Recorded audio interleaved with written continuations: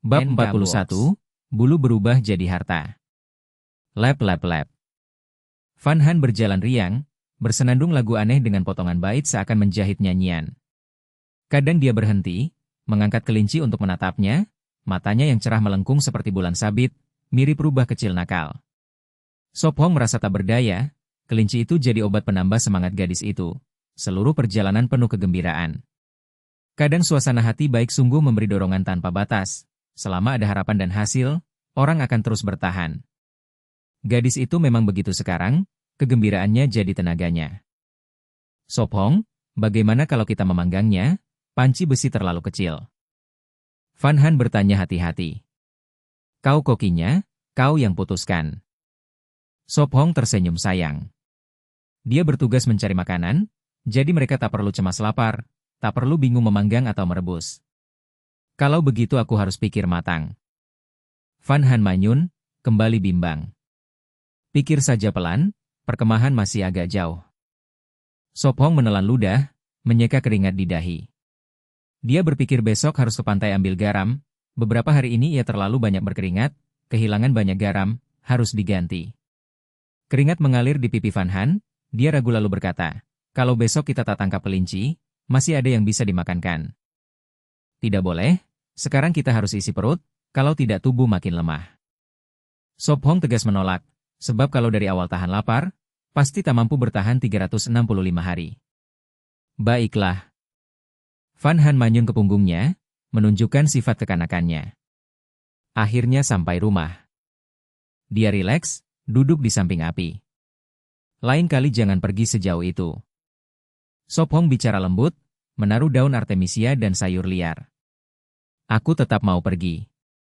Kali ini hanya karena air kurang, kalau tidak aku baik-baik saja. Van Han bersikeras. Kalau begitu kau harus makan lebih banyak, kalau tidak tak ada tenaga. Sop Hong berjongkok di api, melempar daun kering, api menyala lagi. Aku akan ambil air. Van Han memaksa bangun meski kaki sakit, membawa panci besi. Baik. Dia berbalik, kembali mengambil kelinci.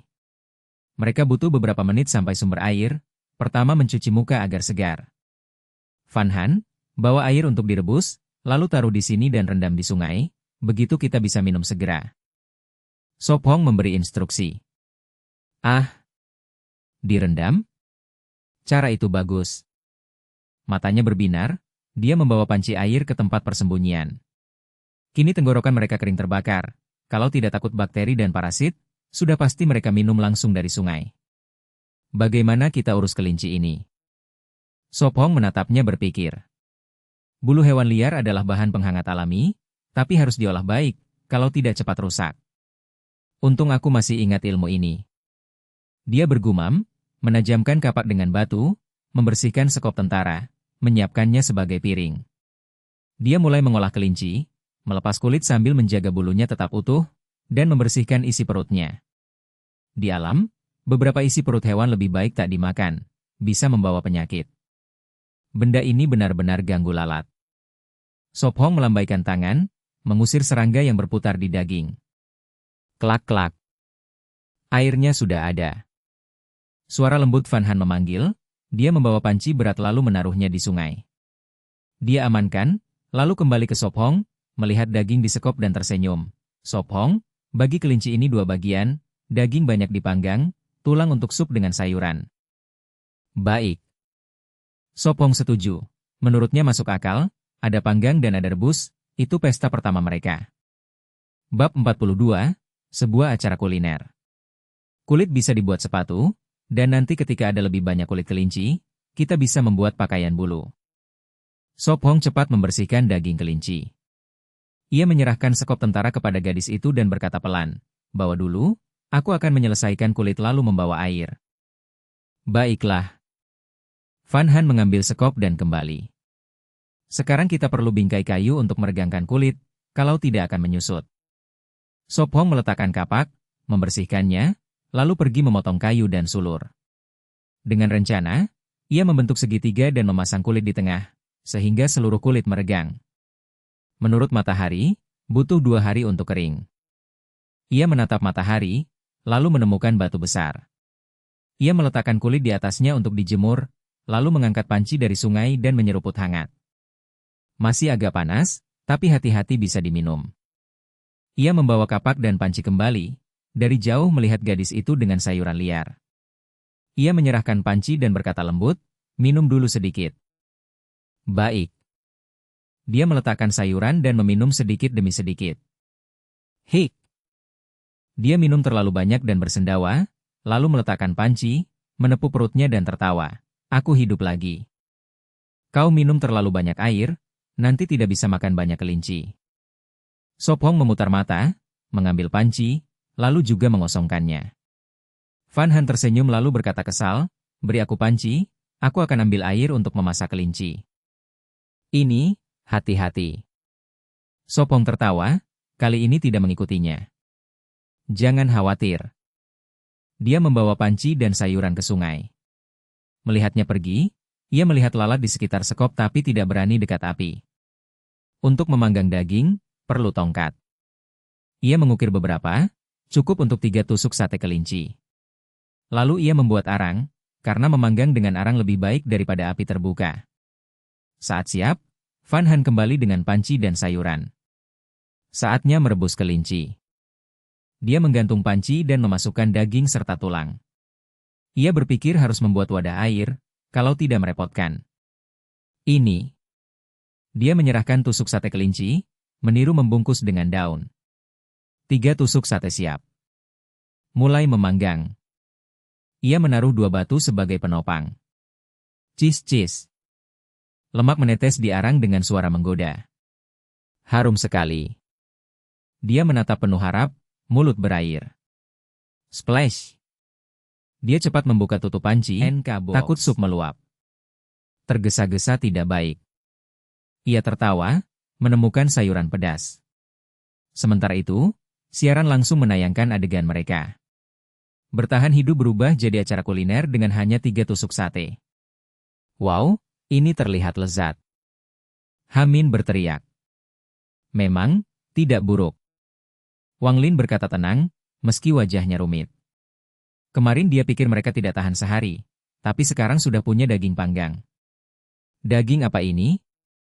Wu Tingyu bertanya penasaran, matanya bersinar melihat tusuk sate. "Kalau mau tahu, kita harus menonton ulang." Bagaimanapun, 100 tim ikut, bertahan hidup liar 365 hari. Setiap siaran hanya sedikit, yang terlewat bisa diputar ulang. Layar menampilkan Sop Hong memasang jebakan, lalu melompat ke saat ia dan Van Han bertemu serigala merah. "Apakah itu serigala merah?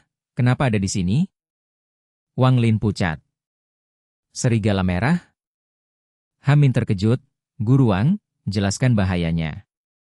Serigala merah adalah kani terkuat, buas dan lincah, lebih kecil dari serigala biasa tapi lebih kuat.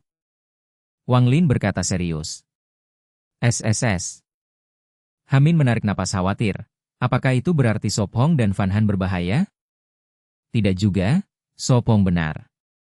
Itu serigala merah menyendiri, kecil kemungkinan menyerang 2 orang. "Maksudmu, pesta kelinci hari ini adalah makanan terakhir mereka?" Hamin berseru. Bab 43, Potongan Terakhir Milikku. Wang Lin adalah seorang ahli bertahan hidup di alam liar terkenal dunia. Penglihatannya tajam, pengalamannya luas, dan kata-katanya umumnya disetujui. Namun ia punya kelemahan, wataknya agak sempit. Ia memperkirakan Sop Hong dan Van Han tidak akan bertahan lebih dari 1 hari, berdasarkan pengalamannya, tapi ia salah. Wang Lin tidak marah pada Sop Hong dan Van Han, karena itu hanya penilaiannya, tapi tetap merasa tidak enak, sebab semua orang menyaksikan.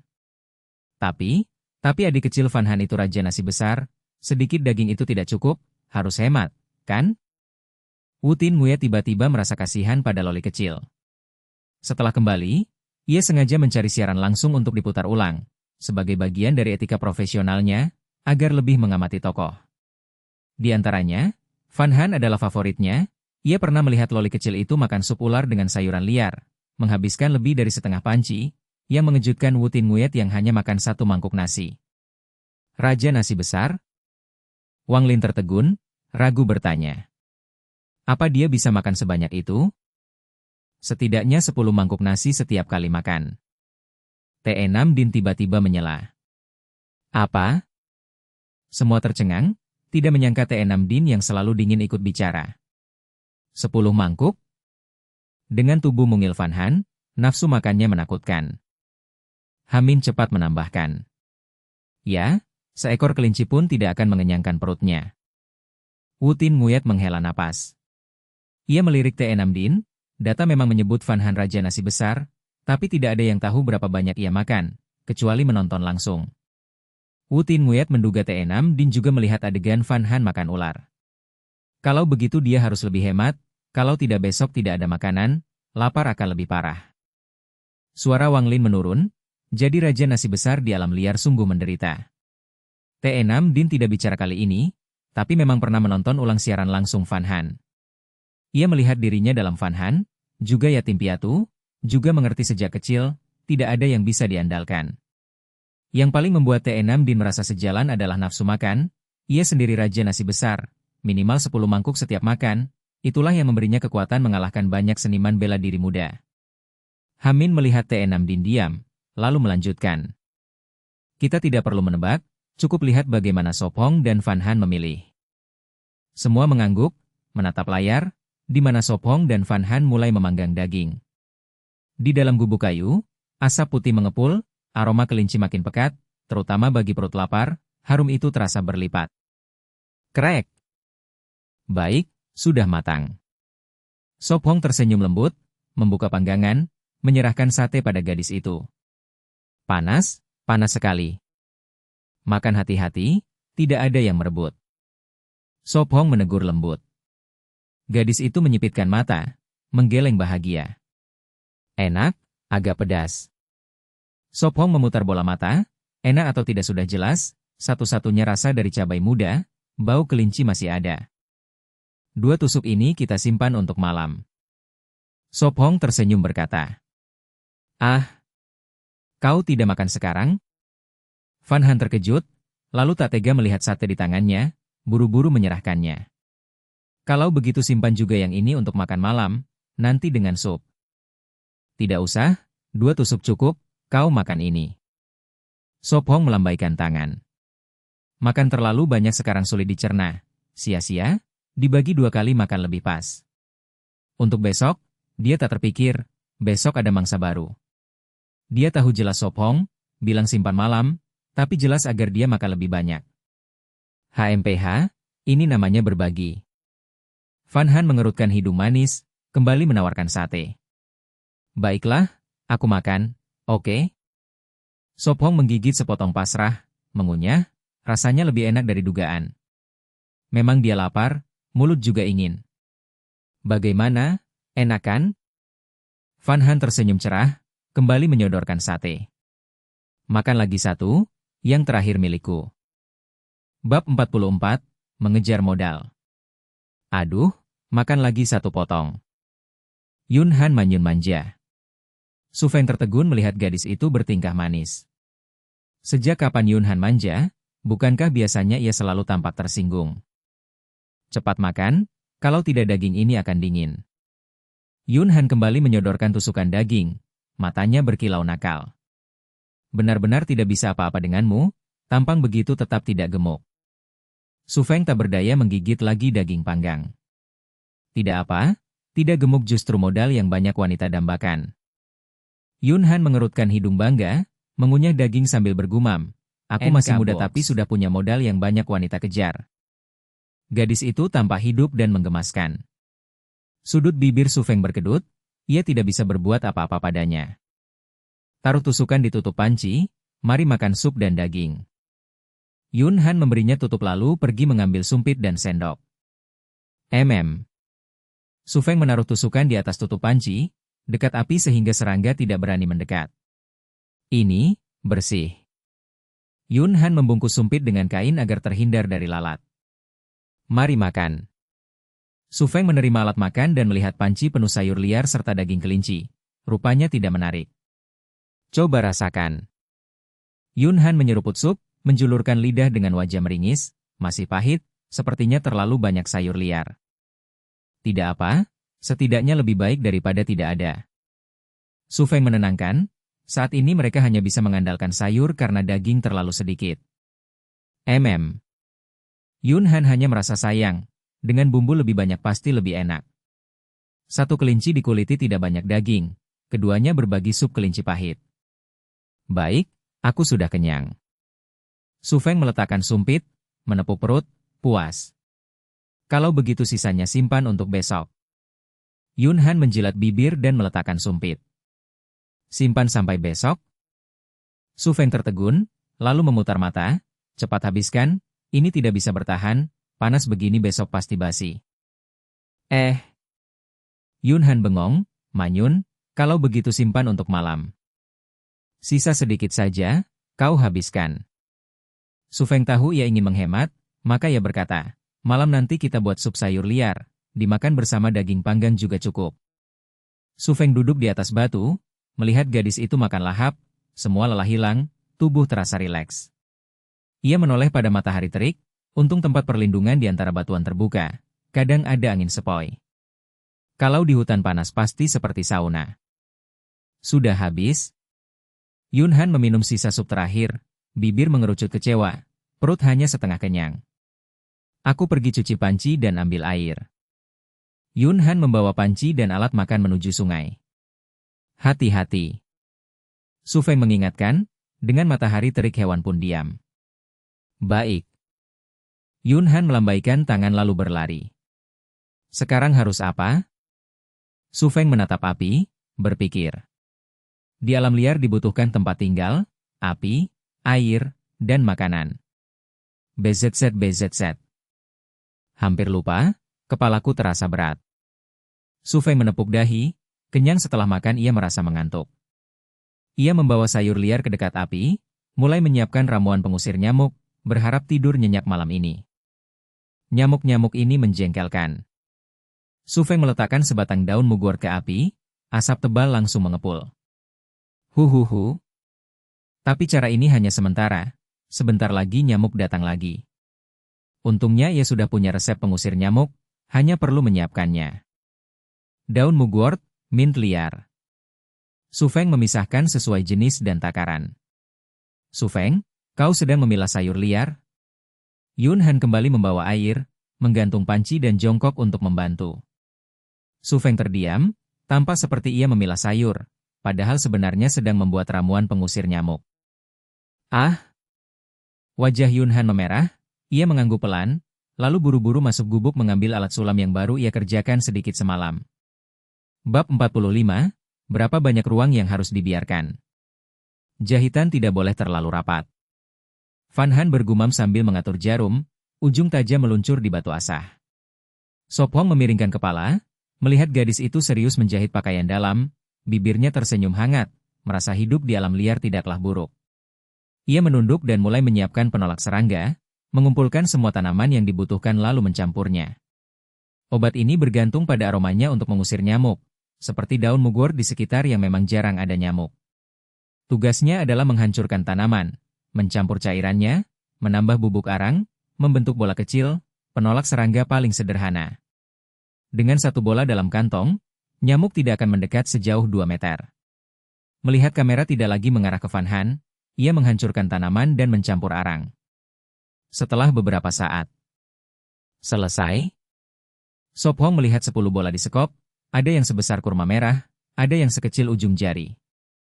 Sop Hong, apa ini? Van Han berhenti menjahit, menatap bola hitam, pikirannya melayang. Apakah ia sedang bermain lumpur hitam kekanak-kanakan? Kenapa aku merasa kau memikirkan hal buruk? Sop Hong menyipitkan mata pada ekspresi anehnya. Apakah wajahku kotor? Ia mengusap dengan punggung tangan, mendapati tangannya juga hitam oleh cairan tanaman bercampur arang. Biar aku bersihkan wajahmu. Van Han berdiri, mengambil kain, membasahinya di panci besi. Sop Hong mengangkat kedua tangannya yang hitam, menunjukkan tak berdaya. Aku akan membersihkan wajahmu. Ia berdiri di depannya, memegang kain, menatap matanya yang jernih, hatinya menegang, gagap berkata, pejamkan matamu. Baiklah. Ia tersenyum lembut dan memejamkan mata. Rasanya seperti bermain tanah liat karet dengan temannya Lisa. Wajahnya berubah bentuk di tangannya. MMM. Apa yang kau lakukan MMM? Ia bergumam, membuatnya melepas. Ia berkedut dan bertanya marah, apa yang kau lakukan? Seberapa suka kau dengan benda lembut? Ia memutar mata, teringat bola karet di rumah yang segera ia remas hancur.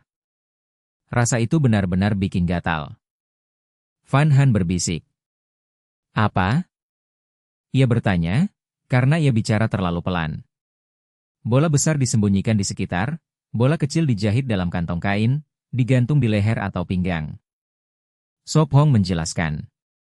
Penolak ini bertahan sekitar 7 atau 8 hari, lalu melemah, dan tidak berpengaruh pada serangga besar. Van Han terus menjahit, lalu menatapnya menaruh bola. Kenapa? Mengapa menatapku? Ia bertanya. Itu? Ia memegang sudut kain, memperlihatkan celah di pakaian dalam bagian bawah. Box. Ada masalah? Ia mendekat, hanya melihat celah seperti di pakaiannya. Di sini? Ia memerah, menunjuk tempat itu, berbisik, kain ini terlalu biasa melar, berapa ruang harus dibiarkan di sini? Ia menjawab malu. Kau juga harus membuat satu untukmu, pakaian harus dicuci dan dijemur di bawah matahari. Ia tertawa kecil, kembali menaruh bola, yakin malam ini mereka bisa tidur nyenyak. Ya? Ia menunduk malu. Bab 46, Alam Liar Tanpa Waktu. Hari ini ia berkeringat seharian, tubuhnya sudah berbau asin. Jika dibiarkan beberapa hari tanpa perawatan, bau itu bisa menutupi aroma tumbuhan. Seperti ikan asin tua. Cuit-cuit. Masuk hutan, Sop Hong mendengar burung bernyanyi. Di pulau memang banyak.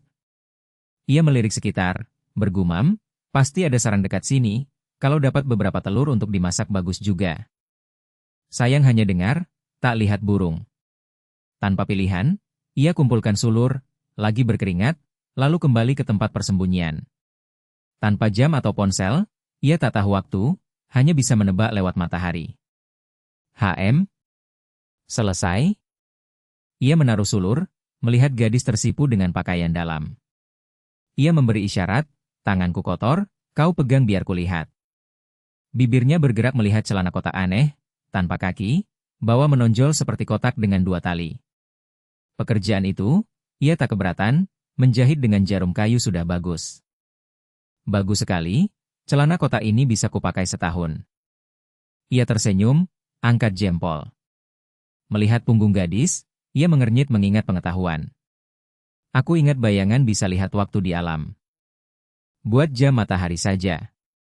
Ia menancapkan kayu di pintu persembunyian, ambil 2 tongkat, 1 penggaris, 1 menggambar. Jam matahari adalah penemuan kuno. Bayangan miring 15 derajat, berarti 1 jam? Ia menggambar garis, bergumam, 180 kurang 2 jadi 90, lalu setengah 45, lalu bagi 3 jadi 15, lalu bagi kecil. Baba. Ia lempar tongkat, tepuk tangan.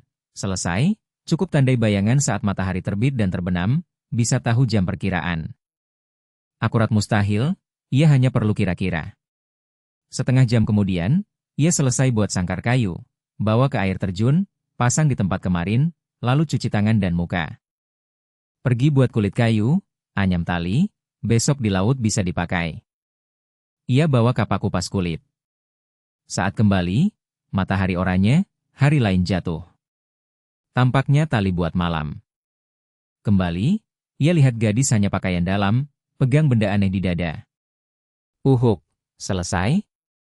Ia lirik kamera digeser, tak ada drone, pasti dimatikan. Ya, selesai. Van Han mengangguk malu, cepat pakai jaket tutupi kulit putih. Ia ingin coba bra, sudah geser drone, tapi ia pulang. Buat lagi baju punggung dan celana pendek, kau juga perlu ganti. Ia bicara tenang, lihat baju kuning.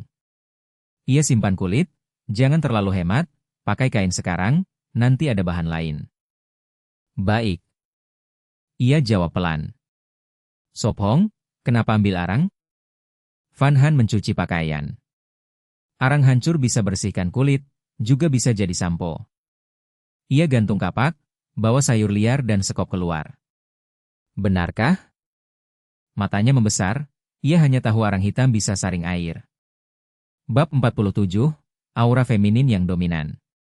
Saat itu dua saudari sedang berjongkok di balik rumpun bambu, mata mereka tertuju pada seekor tikus bambu gemuk lebih dari 10 meter jauhnya, lebih besar daripada yang mereka tangkap kemarin.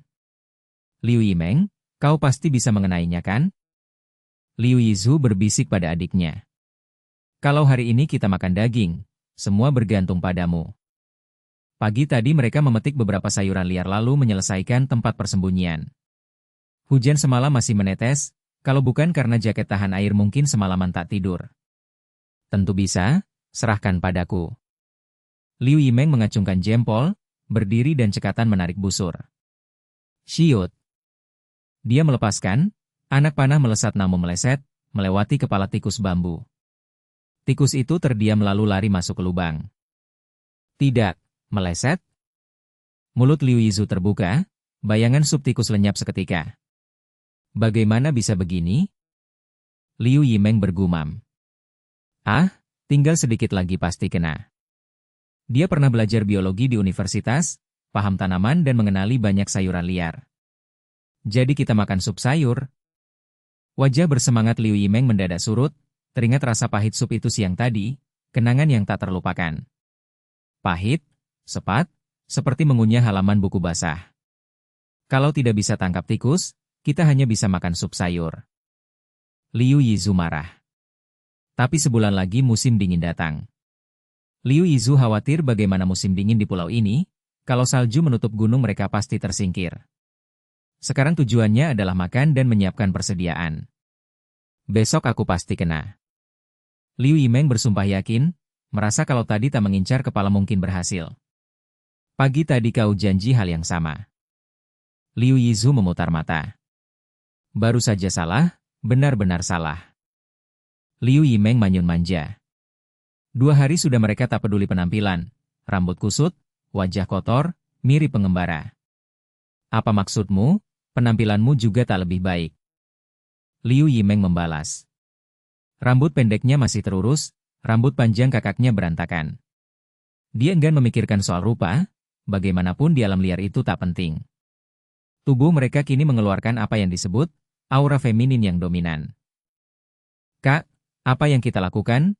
Matahari hampir terbenam. Liu Yimeng menatap cakrawala. Berikan busur, biar aku latihan. Liu Yizhu berpikir.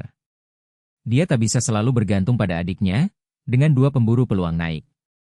Biar aku ajari. Liu Yimeng bersemangat menjelaskan dasar-dasar memanah.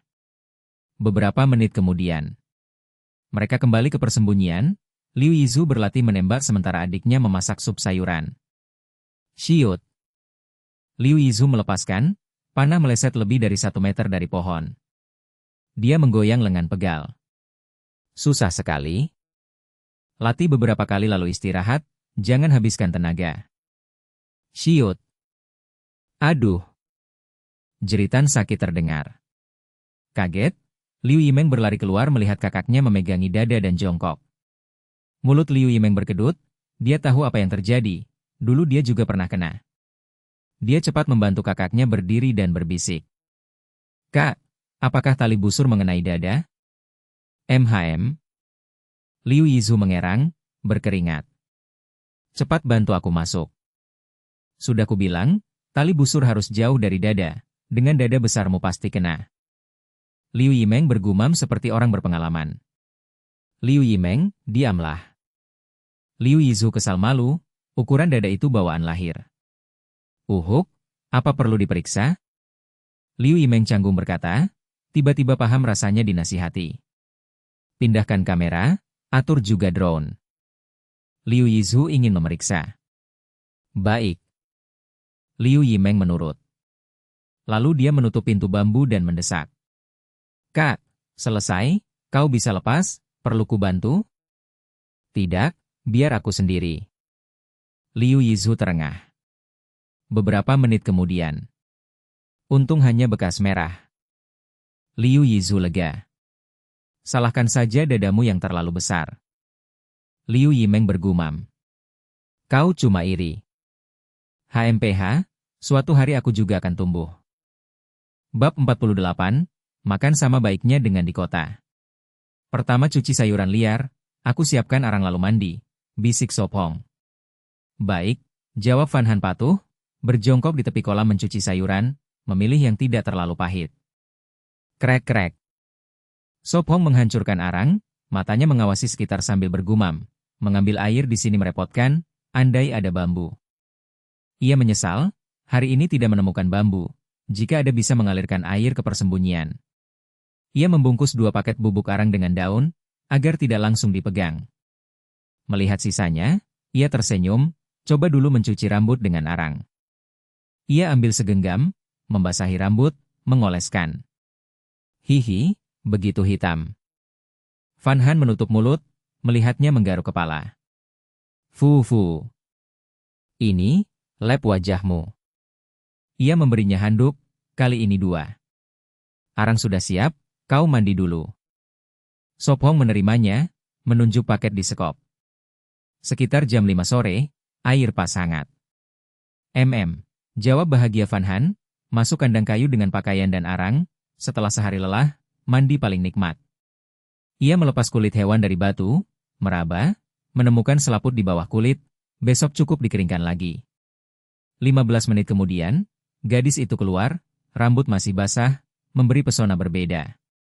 Sop Hong teringat pepatah daring, pria tampan-tampan setelah mandi, wanita seperti Van Han bersinar tanpa riasan.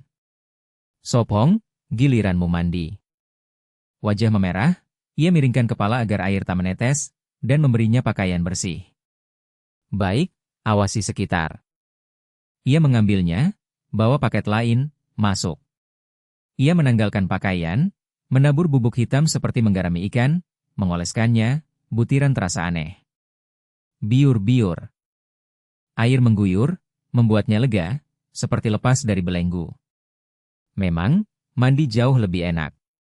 Ia berpakaian, meregang, membawa pakaian kotor keluar, melihat Van Han mencuci dengan sekop. Lempar ke sini, panggilnya. Baik. Ia mendekat, menyerahkan langsung. Setelah mencuci pakaian dan sayuran, malam tiba, mereka kembali ke persembunyian. Ia menyeret batang kayu lebar 30 cm, panjang 7-8 meter. Tidak, batang ini bisa dilubangi jadi tong. Ia menggeleng. Kini hanya ada panci besi, untuk sup dan air, jelas tak cukup. Ia bisa membakar tanah liat jadi tembikar, tapi hidup baru dimulai, belum ada waktu, mungkin nanti. Apakah sulit? Apa yang kulakukan? Ragu dia. Tidak, malam ini kau jahit kantong serangga, buat juga satu untuk punggung dan celana pendek. Ia tersenyum, sudah punya cara. Tanpa menunggu, ia melihat panci mendidih, tersenyum. Baik, kita makan malam. Ia mengangguk, mengambil sumpit dan sendok. Ia mengangkat panci, meletakkan di batu sebagai meja, membuka tutup daging panggang dan menyisihkannya. Makan malam, hari ini bahkan 2 kali makan, ia menghela. Mulai sekarang kita usahakan 3, ia tertawa, menyerahkan tusuk daging. Tentu bisa. Ia menggigit, lalu minum sup. Mereka makan daging panggang dan sup sayuran, 1 sendok masing-masing, 1 sumpit masing-masing. Sop Hong, di hutan kita makan sama baiknya dengan di kota, 2 hari berturut ada daging buruan, katanya lembut. Ia tertegun, lalu tertawa. Ya, kemarin ular, hari ini kelinci. Besok makan apa? Siapa tahu. Bab 49. Jenis berbeda dari ukiran kayu. Van Han membersihkan panci dan sumpit, ia mendongak, melirik sekeliling dan berkata pelan, Sop Hong, benar-benar tidak ada nyamuk. Penolak serangga berfungsi, memang efektif. Sop Hong melirik sekeliling dan tidak melihat nyamuk. Kalau tidak, sama seperti kemarin, tempat persembunyian akan penuh nyamuk yang menggigit setiap saat. Bagus, aku tidak perlu menggaruk lagi. Van Han menunduk melihat kakinya, ada bekas merah, semua dari gigitan. Mulai sekarang, bawa 1 pil penolak serangga dan tidak ada nyamuk yang mendekat. Sop Hong menunjuk ke tempat persembunyian terpencil, di atas batu ada beberapa pil. Baik, maka aku akan menjahit tas dulu. Van Han mengeluarkan jarum kayu dan benang, memulai pekerjaan malamnya. Setelah memotong kain dengan kapak, Sop Hong mulai mengerjakan kayu gelondongan. Malam itu ia memprioritaskan membuat tong kayu. Besok mereka pergi ke pantai dan butuh wadah air, tali kulit kayu bisa ditunda. Tidak boleh ada retakan. Ia menandai batang kayu dengan kapak, sekitar setengah kaki panjang. Huhu. Ia menghembuskan napas, mengangkat kapak dan mulai menebang, bersiap memisahkan bagian tanpa retakan. Bang bang bang. Tebasan kiri, tebasan kanan, membentuk huruf V miring, lebih mudah membelah kayu, bila mendekati inti akan sulit. Tebasannya berirama, batang kayu lebih dari 30 cm tebalnya perlu waktu untuk membelah. Ia menebang satu sisi, lalu beralih ke sisi lain, dan dengan sekop militer mulai menggergaji bagian tengah. Krek-krek. Malam hari meski udara sejuk, kerja berat tetap membuatnya berkeringat. Huhuhu. Setelah lebih dari 10 menit batang kayu akhirnya terbelah, lalu 10 menit lagi untuk sisi lain. Kini ia harus meratakan kedua ujung, kalau tidak bisa berdiri. Bang bang bang. Tebasannya mantap, berirama, seperti musik bercampur dengan teriakan binatang di hutan. Malam di hutan menakutkan, teriakan aneh bergema seakan masuk dunia hantu. Setengah jam kemudian batang kayu rata, setengah kaki tinggi berdiri tegak seperti bangku kecil. Van Han berhenti menjahit, mengusap mata lelah dan bertanya pelan, "Mau istirahat sebentar?" Api unggun berderak, nyala api melompat bersama angin, membuat mata makin lelah. Tidak lelah, lebih baik kerja lagi selagi bisa. Sop Hong tersenyum, mengambil sekop militer tajam dan mulai menggali bagian tengah kayu. Awalnya bisa memutar sekop, tapi semakin dalam tidak bisa. Tenaga tidak cukup untuk memutarnya.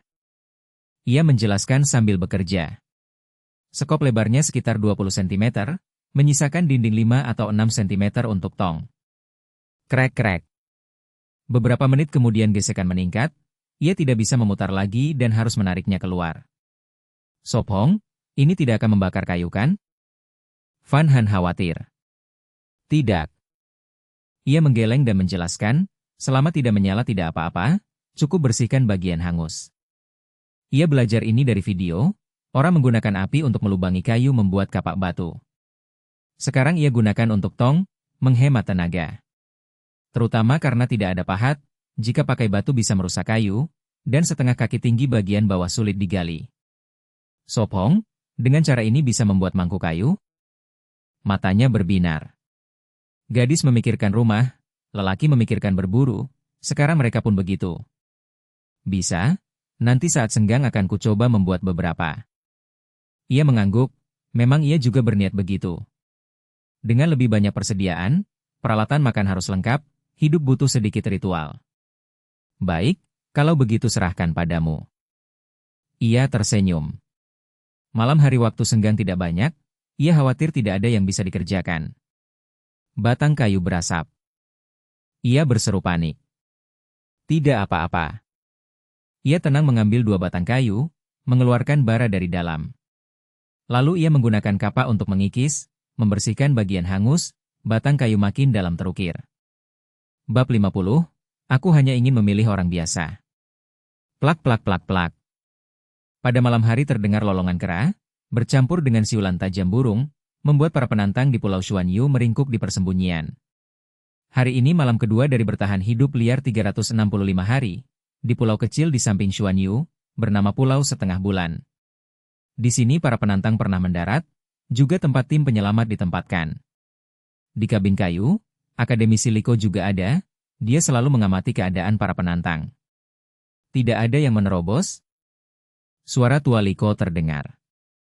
Tenanglah, Tuan Li, kami sudah menutup semua sisi, bahkan dasar laut juga diblokir, tidak ada kekuatan yang bisa menghubungi para penantang.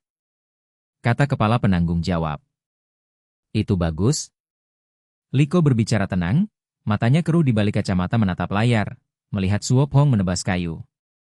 Aku, orang tua ini, punya banyak rahasia, ada hal yang sebaiknya tidak kau tanya. Matanya kadang berkilat seakan menyelidik. Tidak, bukan rahasia besar. Zhang Ziwei berkeringat, tak berani menyelidik lebih lanjut. Ya, tanah itu. Zhang Ziwei terhenti di tengah kalimat. Mata keruh Liko tiba-tiba tajam, menatap wajahnya. Tuan Li, aku tidak bermaksud apa-apa, aku hanya penasaran. Zhang Ziwei cepat melambaikan tangan. Memang dia tidak punya maksud lain. Sebagai pejabat rahasia, dia tahu bobot Liko, dia tak berani mengintip apapun. Ada orang menyuruhmu menguji aku? Liko menoleh, matanya yang tajam kembali keruh, terlihat lelah. Ya? Zhang Ziwei menunduk malu. Katakan pada mereka, tanah itu jangan mimpi. Siapa yang bisa bertahan hidup liar 365 hari, akan kuberikan. Kata Liko dingin. Hak pakai abadi tanah itu, 30 tahun lalu ada yang menaksir 80 juta. Itu masih hati-hati. Sebenarnya itu seluruh pegunungan, nilainya berkali lipat lebih dari 2 miliar yang dikabarkan di luar. Jika terungkap itu pegunungan, pasti menimbulkan badai, jadi disembunyikan sebagai sebidang tanah. Desa Lama Liko juga ada di pegunungan itu, meski semua sudah pindah puluhan tahun. Tapi daun gugur kembali ke akar.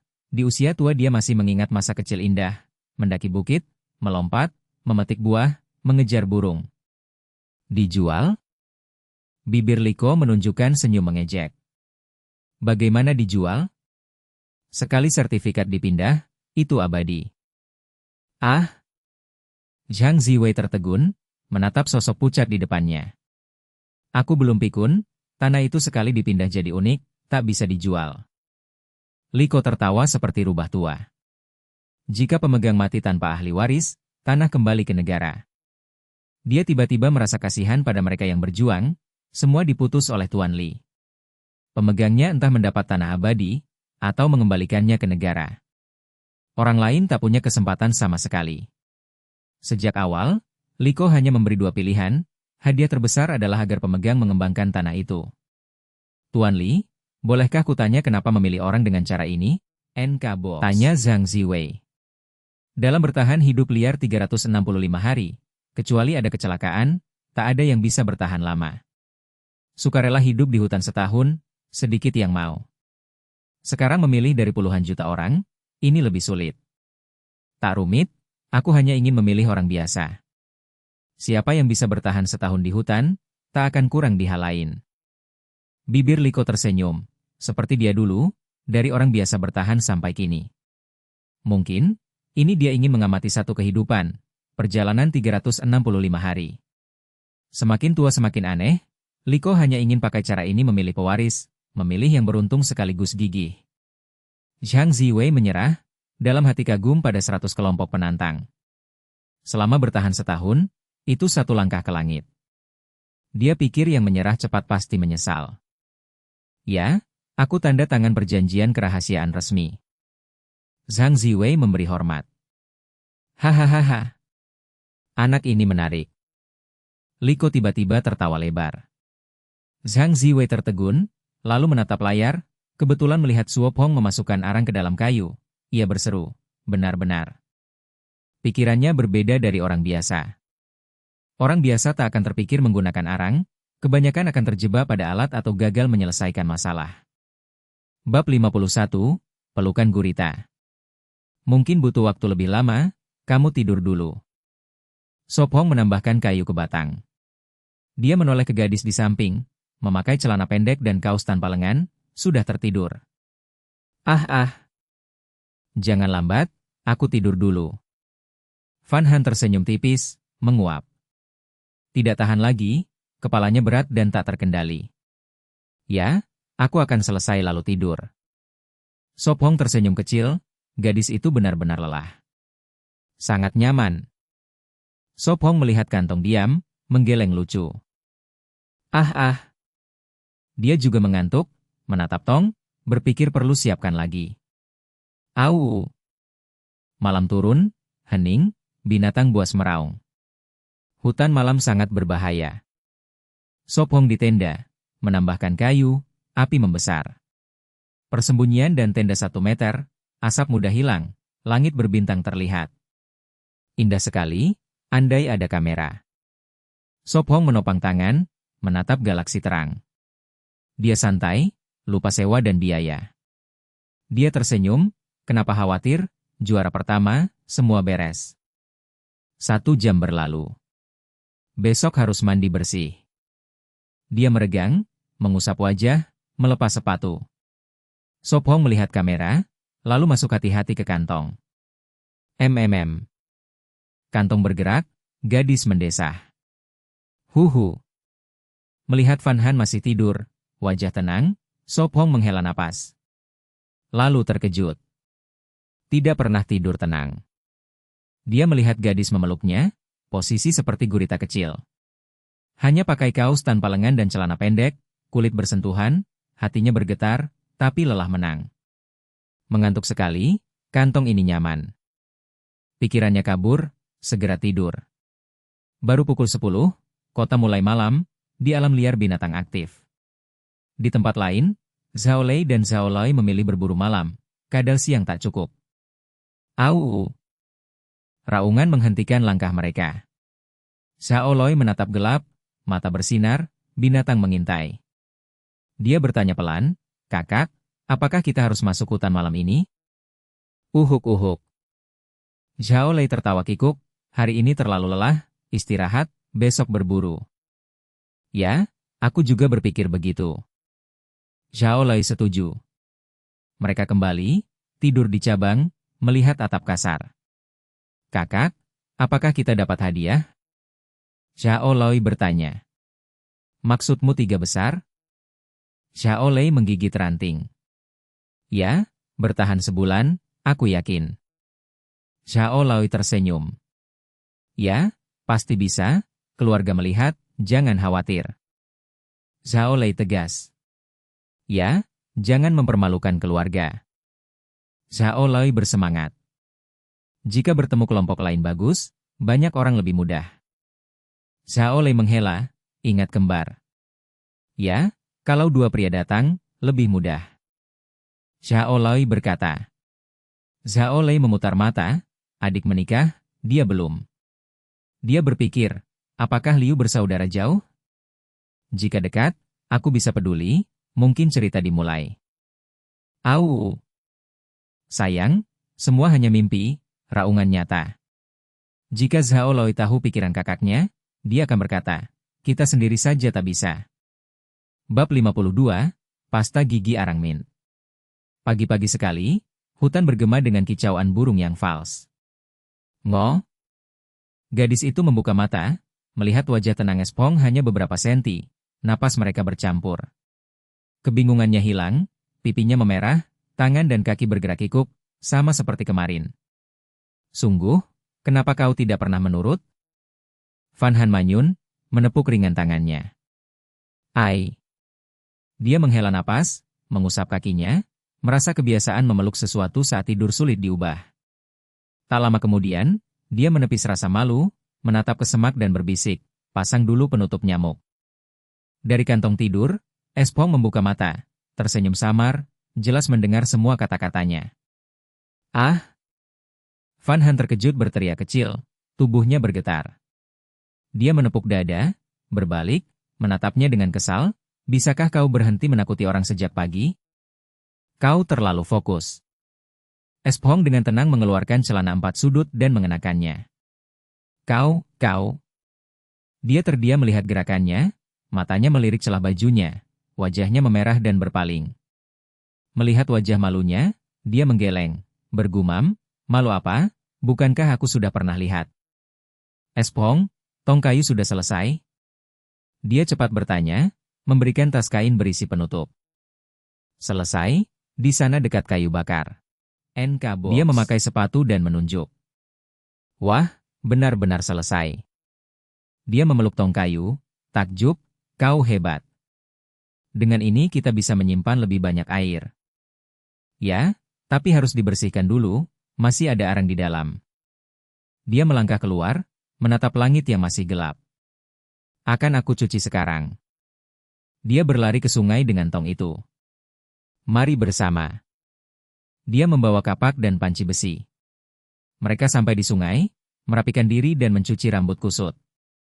Tak lama, dia tak peduli lagi dengan rambut, membasuh wajah, hanya memikirkan mengisi perut. Dia memperhatikannya diam-diam, memutuskan membuatkan sisir kayu. Espong, nanti kita lakukan apa? Aku akan periksa perangkap kelinci, kau buat beberapa tali, lalu kita ke pantai. Dia mengatur. Baik. Dia mengangguk patuh, takut memperlambat. Sikat gigi dulu, lalu rebus lebih banyak air. Dia tersenyum. Sikat gigi? Dia bingung, di alam liar tidak ada sikat dan pasta. Ini bisa dipakai sikat gigi? Dia ragu, mengambil arang, ragu sebentar lalu memasukkannya ke mulut. Tenang, tidak masalah. Dia memberinya ranting setelah membuat satu untuk dirinya. Aneh.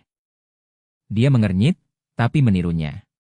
Pertama kali sikat gigi dengan arang, rasanya tidak buruk. Arang bahkan bisa sedikit dimakan, membantu membersihkan perut. Ah, gigimu tampak putih. Dia terkejut setelah berkumur. Tentu saja, di beberapa suku Afrika mereka juga memakai arang untuk gigi. Dia menjelaskan, berpikir mencampur mint liar, mungkin jadi pasta gigi arang mint. Dulu aku khawatir soal gigi berlubang. Dia menjulurkan lidah, lega. Bawa panci untuk merebus air, aku akan mencuci tong. Dia berkata. Baik. Dia patuh, membawa panci penuh kembali. Gunakan sedikit pasir untuk menggosok, akan lebih mudah membersihkan. Dia mengambil pasir dan menggosok tong. Beberapa menit kemudian, tong sudah bersih, dia mengisinya dengan air dan kembali ke tempat persembunyian. Bab 53, Penemuan Baru. Mendengar langkah kaki, Van Han menoleh dan tersenyum sambil berkata, "Kau kembali, aku baru hendak merendam panci besi." "Ya, di sini juga ada air bersih." Sop Hong menaruh ember kayu dan berkata pelan, "Tetap bersembunyi di sini dan jangan keluar, aku akan memeriksa jebakan di padang rumput dulu." "Ah?" Van Han terkejut, alisnya berkerut, dan ia cemas bertanya, "Kau tidak membawa air?" "Tidak, aku akan pergi cepat dan segera kembali." Sop Hong menggelengkan kepala dan menenangkan, "Kemarin jalannya sudah dibuka, hari ini tidak perlu lagi. Dan aku tidak akan memetik sayuran liar, jadi bisa segera kembali." Kemarin ia telah menghabiskan banyak waktu untuk membuka jalan dan mencari sayuran. "Baiklah." Van Han menjawab sambil menahan cemas. "Ingat, jangan berkeliaran." Sop Hong berpesan, mengambil parang dan meninggalkan tempat persembunyian dengan seikat tali. Ia melihat ke matahari dan bergumam, "Belum jam 7, pergi dan kembali akan memakan waktu sekitar 1 jam. Aku akan kembali sebelum jam 8. Ia menoleh pada wajah cantik yang penuh kekhawatiran, tersenyum lembut dan berbisik, "Tenang saja, tidak akan terjadi apa-apa." Lalu ia masuk ke hutan, mengikuti jejak kemarin. Van Han menggigit bibir, melihat sosoknya menghilang di hutan, dan tidak tahan untuk berseru dengan kedua tangan di mulut, "Sop Hong, cepatlah kembali." Berjalan di antara pepohonan, Sop Hong mendengar suaranya, berhenti sebentar, lalu segera melangkah cepat. Tap tap tap. Krak krak. Karena jalannya dibuka olehnya sendiri, ia sudah hafal dan berjalan cepat. Setelah setengah jam ia sampai di padang rumput. Huhu. Sop Hong terengah, bersembunyi di balik pohon untuk mengamati. "Ah, ada apa ini?" Ia melihat sekeliling dan mendapati jebakan tali masih utuh. Ia memeriksa 3 jebakan lainnya dan semuanya baik, membuatnya bingung. Aneh, sejak kemarin sore, tidak ada kelinci yang keluar mencari makan. Sop Hong mengernyit, berpikir kalau kelinci tertangkap lalu dibawa pergi serigala merah, itu wajar. Apa mungkin padang ini hanya ada satu kelinci? Ia menggigit bibir, lalu menyangkal dirinya. Tidak, mustahil, dengan begitu banyak lubang kelinci, tidak mungkin hanya ada satu. Apa semua terlalu takut untuk keluar? Namun ia menggeleng, kelinci penakut tapi tidak sampai begitu. Tiba-tiba ia teringat kemungkinan lain dan berseru kaget. Apa mungkin ada lubang lain? Sop Hong melihat sekeliling dan bergumam, sepertinya aku harus menyelidiki sekitar sini. Ia memandang ke arah tempat serigala merah muncul kemarin, ragu sejenak lalu memutuskan mulai dari sana. Dengan adanya serigala di dekat perkemahan, ia ingin memeriksa agar tidak ada bahaya mendadak. Krak. Sop Hong menggunakan parang untuk menebas sulur. Beberapa menit kemudian jalannya terbuka, pohon lebih tinggi dan semak lebih sedikit. Ia menengadah, hanya melihat cahaya matahari yang tembus di sela daun, dan berkata pelan, "Sinar matahari diserap pohon besar." Ia berjalan beberapa menit lagi. Ah! Sop Hong terkejut melihat gundukan di depannya. Sebuah padang luas muncul, jauh lebih besar dari tadi, hampir seperti lapangan sepak bola. Ia berkata, apa lubang kelinci di sini terhubung dengan padang kecil tadi? Kelinci ini pandai sekali menggali. Ia bergumam, hendak memasang jebakan, tapi berhenti setelah beberapa langkah. Ia menatap serigala merah yang keluar dari hutan, mengenalinya sebagai yang kemarin, kini sedang berburu. Bang bang bang. Kelinci yang ketakutan berlari masuk ke lubang, yang lambat langsung menjadi sarapannya. Serigala itu menggigit seekor lalu cepat menghilang. Sepertinya padang ini benar-benar lahan berburu serigala merah. Pikir Sop Hong. Ia masuk ke padang dan memeriksa, segera menemukan kotoran dan air kencing beruang, yang menandakan beruang juga berburu kelinci di sini. Lebih baik pergi dulu, tempat ini terlalu berbahaya. Sop Hong meninggalkan padang dengan waspada. Kembali ke padang kecil, ia sadar bahwa jebakan di sini sia-sia, karena kelinci yang tertangkap pasti direbut hewan lain, jadi ia harus memikirkan cara lain untuk menangkapnya. Bab 54, Keberuntungan datang. Sepertinya Wang Lin benar, memang Sop Hong gagal menangkap kelinci. Tak disangka masih ada padang rumput, tempat pendaratan yang mereka pilih benar-benar bagus. Sayang sekali, masih belum ada kelinci yang tertangkap. Sop Hong seharusnya mendengarkan Wang Lin kemarin, menyimpan makanan untuk hari ini. Sepertinya hari ini mereka akan kelaparan. Sop Hong tidak tahu apa yang dikatakan penonton, dan meski tahu, dia tidak akan peduli. Dia meninggalkan padang rumput, mengikuti jalan lama kembali, baru saja keluar hutan dan menginjak rumput dia tertegun. Seekor kelinci? Mulutnya terbuka melihat dua kelinci berjuang di perangkap tali. Ya, dua kelinci. Hahaha, keberuntungan datang. Dia tertawa keras, berlari, menekan kelinci yang berjuang. Untuk mencegah mati lemas, dia mengikat erat kaki-kakinya lalu melepaskan perangkap. Yang lain diperlakukan sama. Dalam cuaca panas, hewan mati cepat busuk dalam beberapa jam, apalagi di alam liar penuh bakteri. Sepertinya serigala merah mengejar, memaksa kelinci datang ke sini. Dia tersenyum, melihat dua kelinci di kakinya, bahkan ingin berterima kasih pada serigala itu. Dia mendongak, melihat perangkap lain, menunggu kelinci lain muncul. Lebih dari 10 menit berlalu. Sepertinya hanya dua ini hari ini. Dia tidak memaksa, berdiri dan mengumpulkan semua perangkap.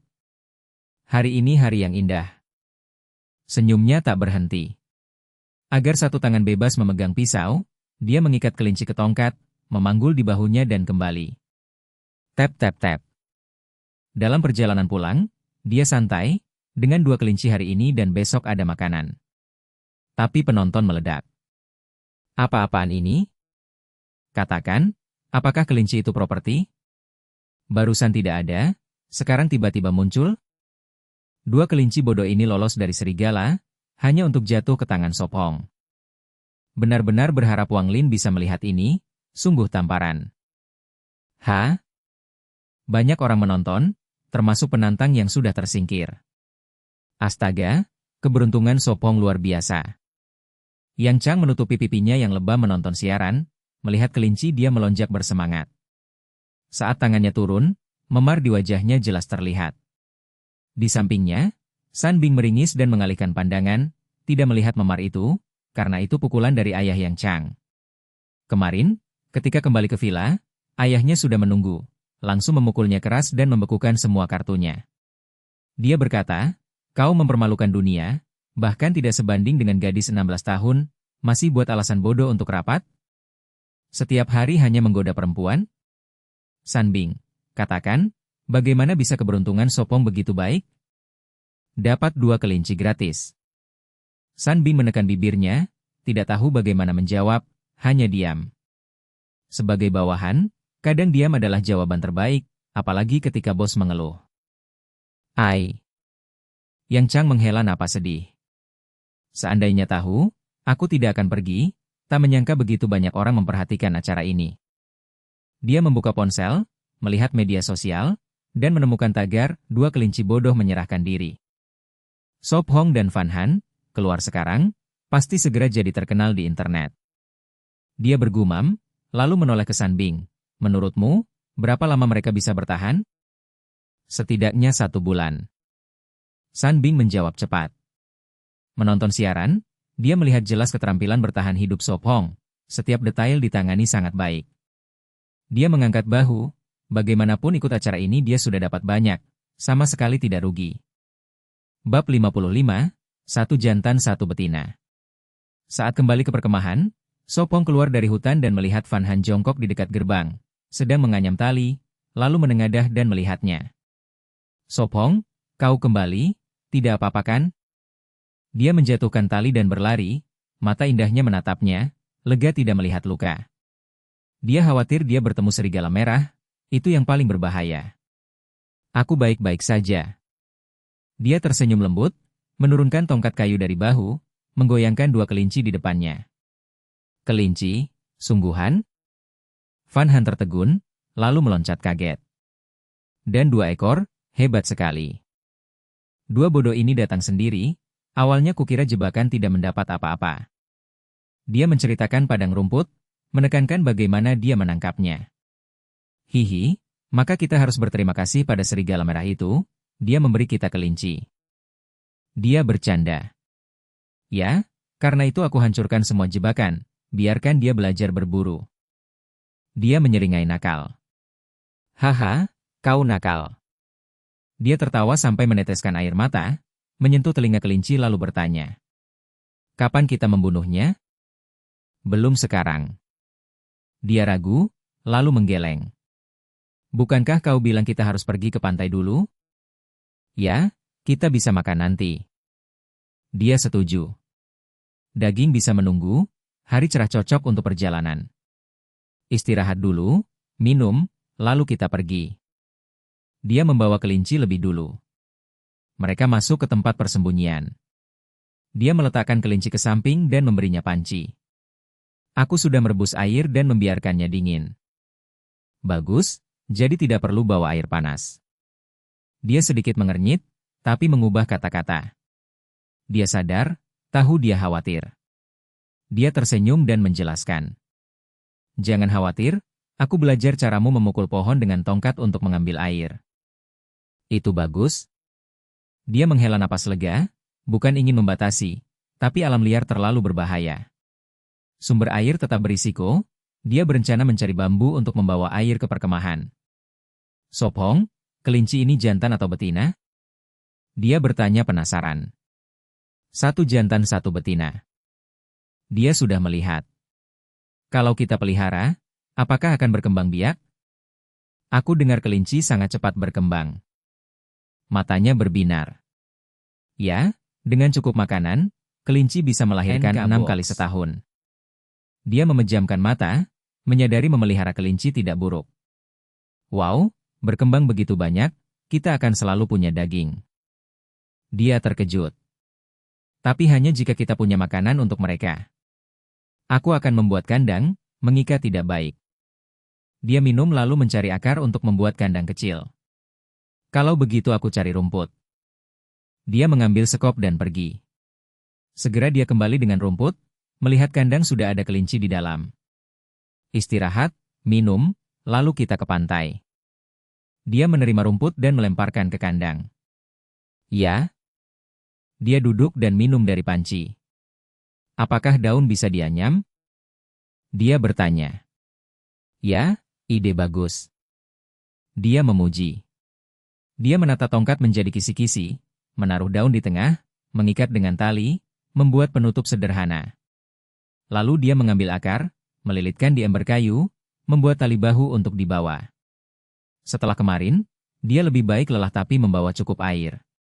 Kita berangkat sekarang? Dia memakai topi. Tunggu, bawa obor, mesiu, dan alat api, di pantai kita butuh api untuk garam. Dia memerintah. Aku ambil. Dia mencari di tumpukan kayu. Kalau begitu mari pergi.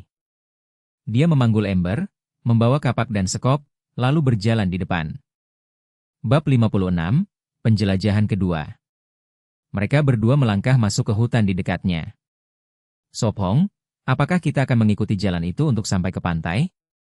Van Han memiringkan kepalanya, memperlihatkan leher putih yang ramping, sangat memesona. Jalan itu agak jauh, sebaiknya kita langsung menuju pantai. Sop Hong menggeleng, pandangannya melewati tulang selangka gadis itu, lalu menunjuk ke arah laut dan berkata, "Aku sudah melihat, kemiringannya tidak terlalu curam, seharusnya bisa langsung ke pantai."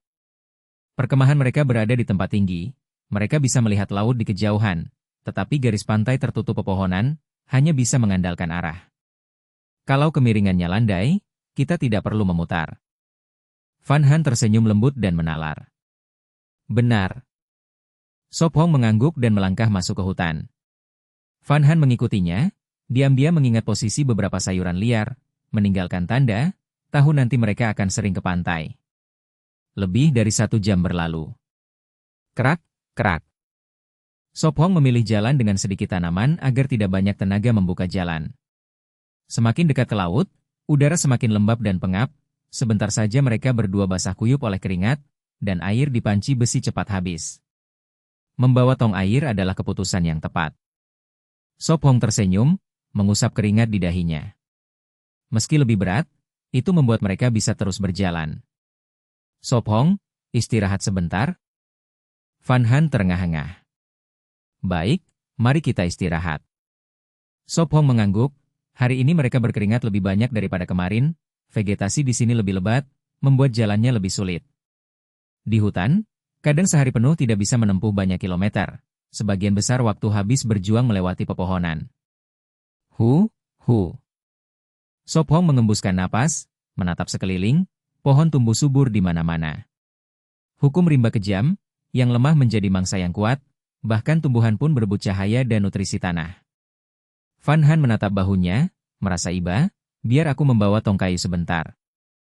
Tidak usah, itu tidak terlalu berat. Sop Hong menggeleng, jika dia membawanya, langkah mereka akan melambat. Melihatnya enggan, ia mengusap rambutnya dan menenangkan, jangan khawatir, air akan semakin ringan saat kita minum. Van Han mengerucutkan bibir, tidak puas. Sop Hong teringat paket sistem, berharap ada ramuan penguat lagi untuk gadis itu. Akan lebih baik, saat aku memberimu makan cukup dan kau jadi lebih kuat. Ia membungkuk dan mencolek pipinya main-main. Dia makan banyak, tapi di panti asuhan sering bekerja keras dan jarang makan makanan bergizi. Kebanyakan hanya bubur ubi. Itu membuat tubuhnya kurang gizi dan lemah. Dia sendiri juga begitu sampai mendapat ramuan penguat. Bohong, aku tidak pernah gemuk. Van Han manyun dan menepis tangannya. Aku akan memakanmu. Dia memutar matanya, tapi diam-diam merasa senang. Memeluk panci besi, Van Han menatap punggungnya, lalu menepuk pipinya yang memerah dan cepat mengikutinya. Mereka terus berjuang melewati semak belukar, air di tong perlahan berkurang. 1 jam di semak tidak sebanding dengan 20 menit di jalan besar. Sop Hong, ada jamur di sini. Van Han berseru. Jamur? Sop Hong menoleh, melihat beberapa jamur abu-abu di batang pohon tumbang. Itu jamur umum yang bisa dimakan, yang jarang mereka makan di panti asuhan. Bagus. Van Han jongkok, memetik beberapa dengan lembut dan menyisakan akarnya. Ayo, aku sudah mencium bau laut. Sop Hong mengendus. Kenapa aku tidak mencium apapun? Van Han berkedip kaget. Itu semacam indera. Jelas Sop Hong, itu berasal dari pengetahuan bertahannya. Benarkah? Dia mengendus ringan, bertanya-tanya kenapa tidak merasakannya. Boom.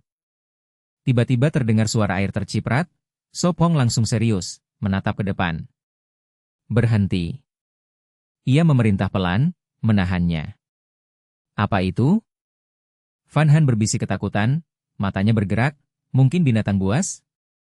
Ada suara air. Wajahnya mengeras, sesuatu mengaduk sungai. Pengetahuan bertahannya membangkitkan kemungkinan, tapi banyak hewan bisa menimbulkan suara itu. Bab 57, Tanah Berbahaya. Aku juga pernah mendengarnya. Van Han terbelalak kaget. Apakah kita sudah sampai laut? Belum. Sop Hong menggeleng. Kalau di pantai, suara air tidak akan sekecil itu. Lalu apakah itu air terjun?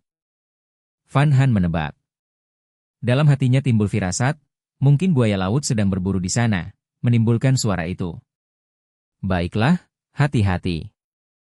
Van Han menurut, membuka kotak kayu, menimba air dengan panci besi. MHM. Sop Hong membawa kapak dan berjalan ke arah suara air. Beberapa saat kemudian, ia mengamati dengan teliti, menemukan rawa itu saat pasang akan tertutup laut. Apakah itu buaya laut? Sop Hong terkejut. Ia tidak pernah mengira akan melihat buaya laut di sini. Jumlahnya pun banyak, dihitung kasar lebih dari 10, belum termasuk yang bersembunyi di bawah permukaan. Buaya laut adalah reptil terbesar, kekuatannya menakutkan, namun juga bergantung pada wilayah.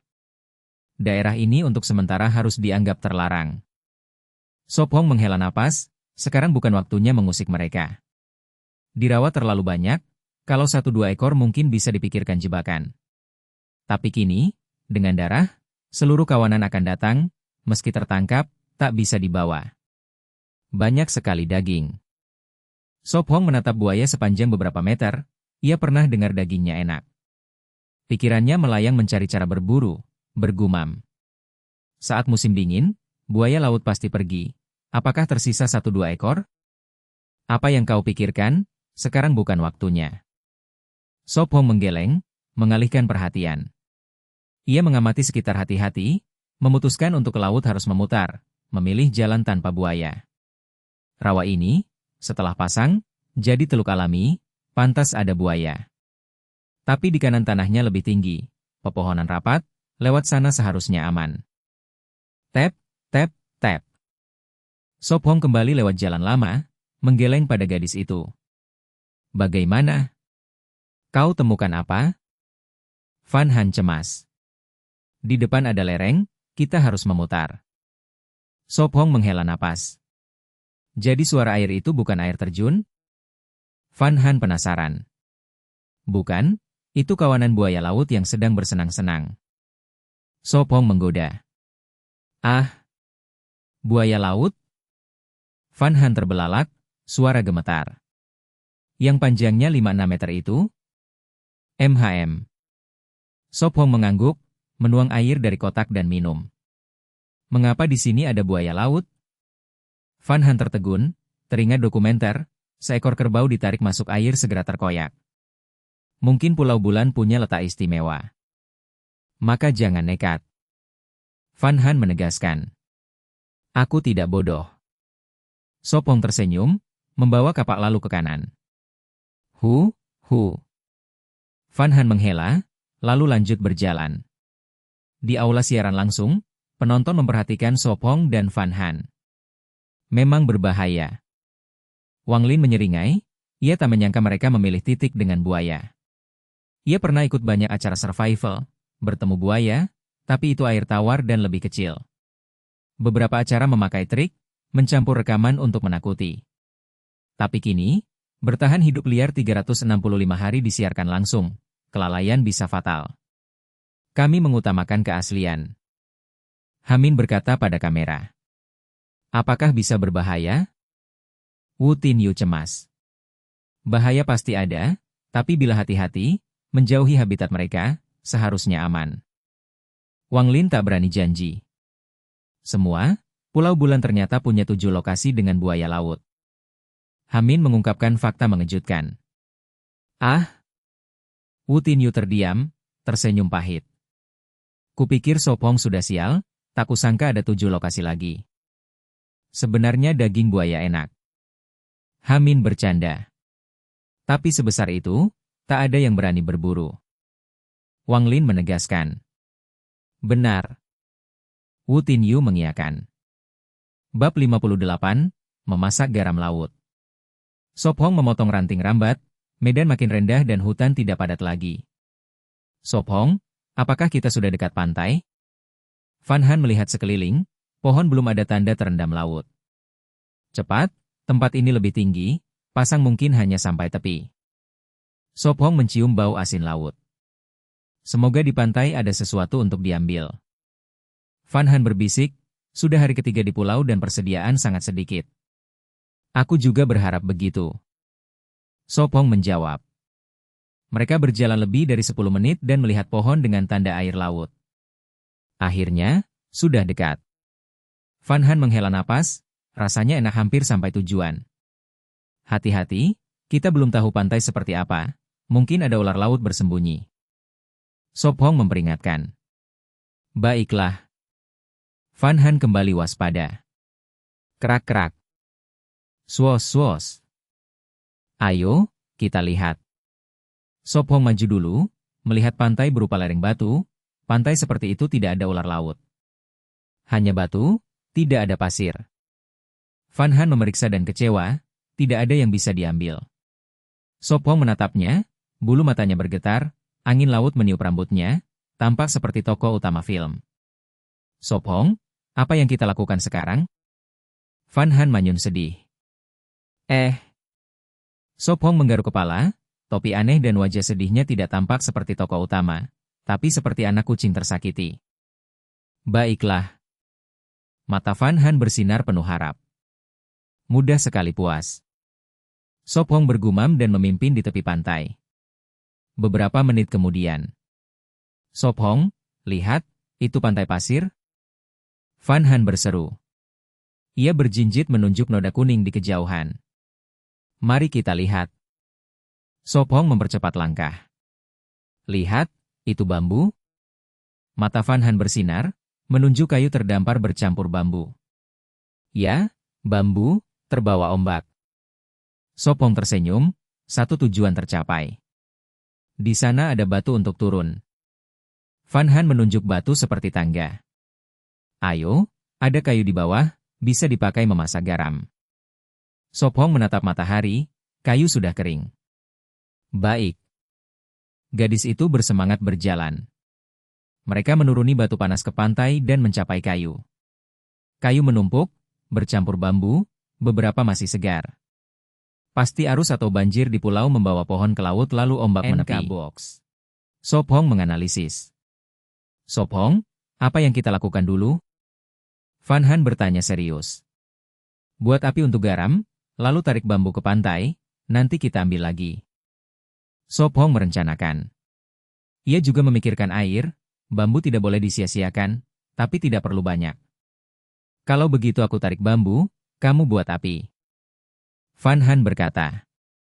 Kamu kumpulkan bambu dulu, lalu jaga api. Sop Hong memperingatkan. Kumpulkan bambu?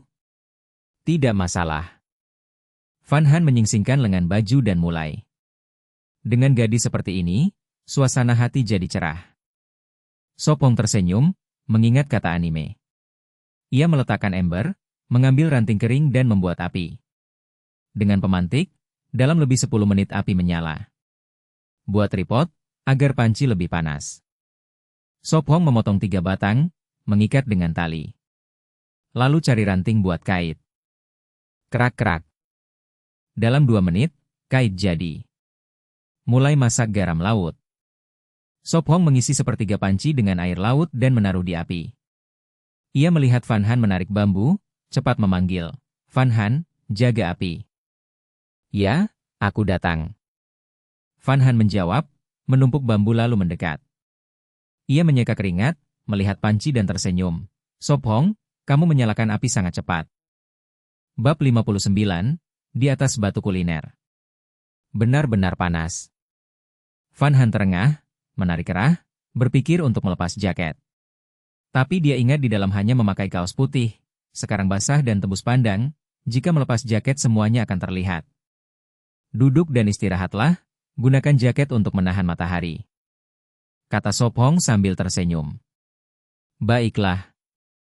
Van Han menelan lelah, menarik tangannya dari lengan, membuka resleting dan mengangkat jaket di atas kepala untuk menahan matahari dan drone. Sop Hong melirik tong kayu dan panci besi, lalu mengambil kapak dan pergi menebang bambu. Di sini bambu ada yang tebal seperti betis atau tipis seperti pergelangan tangan. Krek! Ini, pakai ini sebagai mangkuk. Sop Hong memberinya tabung bambu dan berkata, nanti masukkan garam, saat kembali kita saring kalsium dan magnesium. Ah, itu bagus. Bibir kering Van Han melengkung tersenyum manis. Dia naik 3 kali untuk membawa semua bambu dan mengumpulkan lebih banyak untuk membuat pipa air. Cuaca benar-benar panas. Sop Hong menyeka keringat, tubuhnya membara. Sop Hong, ayo minum. Van Han memegang jaket dan melambaikan tangan ceria. Masih perlu lagi? Dia memerah dan bertanya cepat, seakan dipanggang api. Gurgle? Dia hendak menggeleng tapi perutnya berbunyi. Sop Hong, aku juga lapar. Bagaimana kalau mencari makanan di pantai? Van Han memiringkan kepala dan tersenyum. Baiklah, mari kita cari sesuatu, itu makan siang kita.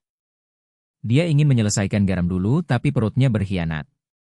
Dia melirik panci, air laut menebal dan mulai mengkristal. Aku selesaikan ini lalu menyusul. Van Han melambaikan tangan. Baik, jangan terlalu dekat dengan api. Dia mengangguk dan berjalan di pasir panas menuju karang. Pantai ini dikelilingi karang, pasir terperangkap di dalam seperti bendungan alami. Dia berjalan di atas batu, ombak memercik, tubuh terasa segar. Oh, banyak siput laut. Dia cepat menemukan makanan, siput coklat sebesar ibu jari. Karang penuh siput, ada yang bisa dimakan ada yang tidak, yang salah bisa sebabkan diare. Dia mengumpulkan yang bisa dimakan dan segera penuh tangan. Dia juga menemukan rumput laut. Mari makan dulu lalu cari lagi. Dia kembali membawanya. Apakah ini rumput laut? Mata Van Han berbinar, dia langsung mengenalnya karena rumput laut murah dan mereka sering membelinya. Ya, bagaimana garamnya? Dia meletakkan makanan dan melihat panci, hanya tersisa sedikit air, bagian bawah mengkristal jadi garam. Seharusnya sudah, aku akan mengangkatnya. Van Han tak sabar memakai tabung bambu untuk mengambil. Lalu dia bertanya, masak dengan air laut atau air tawar? Gunakan air tawar, cukup sampai kita kembali. Kata Sop Hong sambil melihat tong. Sebenarnya air laut juga bisa, karena ada cadangan. Lebih baik, jangan buang air. Van Han mengangguk. Tetes. Air menetes mendesis di api. Panci berisi sepertiga air tawar, dia memasukkan siput dan rumput laut. Melihat jamur dia tersenyum, simpan untuk sup malam. Terserah kamu. Dia tertawa, bersembunyi dengan dia di bawah jaket, mencium aroma bercampur keringat. Sop Hong, menurutmu kita bisa memancing? Dia menusuk api dan menghela napas, masih ada benang, sayang tak ada kail. Tidak perlu kail untuk menangkap ikan. Dia melihat punggungnya, samar melihat talinya. Melihat drone dia tersenyum, dengan perangkap kita bisa menangkap udang dan ikan kecil. Benarkah? Dia bertanya terkejut. Kalau begitu ayo coba. Dia tersenyum dan mengangguk riang. Bab 60, Hidangan Laut Swalayan. Panci besi segera mendidih, aroma laut menyebar. Keong laut harus dimasak lebih lama, untuk menghindari parasit. Han Han berbisik, memakai sekop bambu membuka keong dan rumput laut. Belakangan dia membaca di internet tentang parasit, hatinya jadi cemas. Saat kecil dia tidak peduli, asal bisa makan dia senang. Sop Hong mengangkat bahu, memegang pisau kayu memotong bambu. Tak lama kemudian. Baik, bisa dimakan. Han Han mengangkat panci dari api, menuang kuah kedua mangkuk bambu. Ini. Sop Hong menyerahkan sumpit bambu. Huhu. Dia meniup, mencicipi, matanya terbelalak. Rasanya enak sekali, beda dengan rumput laut yang dibeli dulu. Bagaimanapun juga ini segar. Sop Hong juga mencoba, rasa lebih gurih. Keong laut pertama kali aku makan, bagaimana rasanya? Dia mengambil satu, menunggu dingin, mengeluarkan daging dengan tusuk bambu, agak canggung.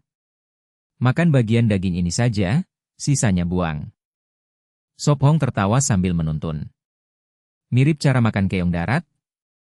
Dia langsung paham. Tidak jauh berbeda. Dia menekan bibir, juga pertama kali makan. Rasanya aneh. Dia mengunyah, terkejut betapa enaknya. Segera, rumput laut dan keong habis. Aku ikut juga. Han Han mengenakan jaket, buru-buru mengikuti. Hati-hati, jangan terlalu dekat dengan air, ombak bisa menyeretmu. Sop Hong memperingatkan.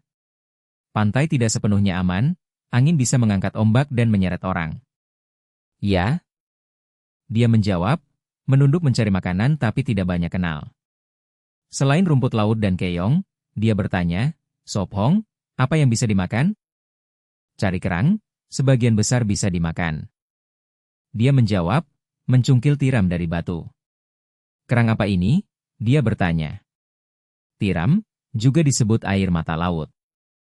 Oh, tapi di sini kecil sekali. Yang liar kecil, yang dibudidayakan lebih besar. Dia melihat karang, nutrisi kurang. Tiram bisa dimakan mentah? Dia menatap tiram, ingin mencoba. Temannya pernah bilang tiram enak, ditambah lemon lebih lezat. Bisa dimakan mentah. Dia mengangguk, lalu menambahkan, tapi jangan, bisa sakit perut. Makan mentah berisiko, yang budidaya lebih aman. Orang terbiasa makanan halus di kota bisa sakit bila mencoba hal baru. Sayang sekali. Dia menghela napas. Tiram panggang juga enak. Dia mengangkat tiram besar, ditemukan di celah batu seperti harta karun. Ini besar sekali. Mata dia berbinar. Ayo, panggang ini dulu, setelah makan kita cari lagi. Dia tersenyum, membawa tiram ke api. Baik, aku masak rumput laut lagi. Dia mengikuti. Penonton heboh, komentar berdatangan. Wow, ini berlebihan, bukan bertahan hidup tapi pesta laut. Dengan bertahan hidup seperti ini, aku juga mau. Kalian mau buatku tertawa? Awas angin peringatan.